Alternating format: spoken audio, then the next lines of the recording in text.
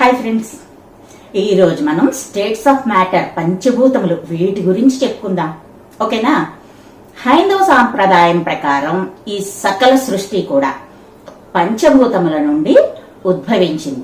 ఆ పంచభూతములుగా వారు చెప్పినవేంటి? ఆకాశం, వాయువు, అగ్ని, జలం, భూమి.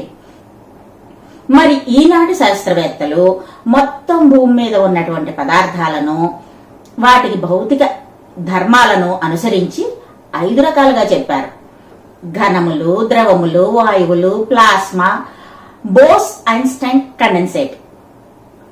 ఇప్పుడు మనం పైన చెప్పుకున్నటువంటి 2 రకాలని పోల్చి చూద్దాం. ఘనములు అంటే ఇది భూమి. ఈ 2 కూడా ఒకే రకమైనటువంటి లక్షణాలను కలిగి ఉంటాయి. ఇంకా వీటి అణువులు చాలా దగ్గరగా ఉంటాయి. రెండవది ద్రవములు, జలం. వీటికి నిర్దిష్టమైనటువంటి ఆకారం ఉండదు.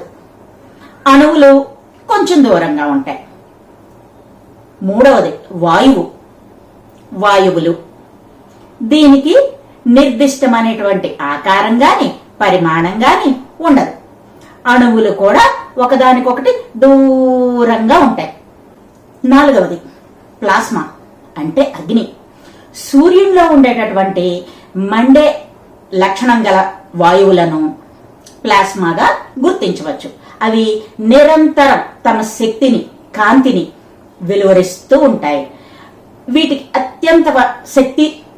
అత్యంతమైనటువంటి శక్తి ఉంటుంది. నిరంతరం చెలిస్తూనే ఉంటాయి. అందుకే ప్లాస్మా అన్న అగ్ని అన్న ఒక్కటే. ఆకాశం, బోస్ ఐన్స్టైన్ కండెన్సేట్. గాలి కంటే 1,00,000 రెట్లు తేలికైనటువంటి పదార్థం అని చెప్పుకోవచ్చు. తక్కువ శక్తి కలిగి ఉండేటటువంటిది. కాబట్టి ఈ కాలంలో మనం పరిశోధించి చెప్పుకుంటున్నటువంటి అనేక విషయాల గురించి మనకంటే వేల సంవత్సరాల ముందే పూర్వులు, మన మహర్షులు అత్యంత సహజంగా సామాన్య మానవులకు అర్థమయ్యే భాషలో చెప్పారు. మరో మంచి విషయం మరో మంచి వీడియోలో కలుసుకుందాం, చెప్పుకుందాం, విని అర్థం చేసుకుందాం. Bye friends.